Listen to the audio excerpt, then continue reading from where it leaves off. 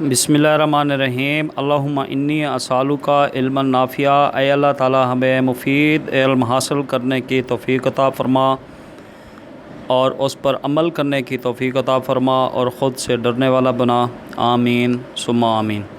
प्यारे तलबा, आज का हमारा तीसरा लेक्चर है और उसमें हम पढ़ेंगे नर्व किसे कहते हैं, न्यूरॉन्स की कितनी अक़साम हैं और उनके नाम क्या हैं और वो क्या क्या काम करते हैं।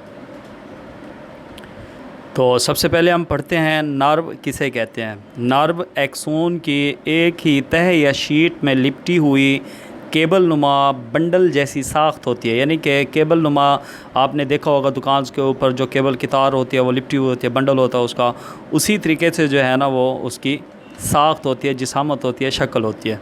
तो नर्व पैगामात को जिस्म के एक हिस्से से दूसरे हिस्से तक पहुंचाने का काम करती है। तो अब हम पढ़ते हैं न्यूरॉन्स की अक़साम और उसके नाम और उसके अफ़ाल। अफ़ाल के लिहाज से न्यूरॉन्स की 3 अक़साम हैं। Sensory neurons, number 2 motor neurons, number 3 inter neurons. सबसे पहले हम पढ़ते हैं sensory neurons. Sensory neurons sense organs मसलन आँख, कान, नाक, ज़बान, जिल्द वगैरह से nerve impulses central nervous system तक मुंतकिल करती है।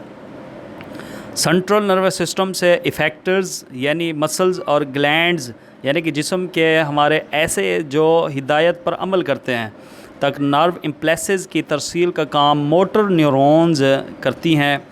और inter neurons central nervous system यानी कि दिमाग और स्पाइनल कॉर्ड में मौजूद होती हैं। यह सेंसरी न्यूरॉन्स और मोटर न्यूरॉन्स के दरमियान राब्ते का काम करती हैं।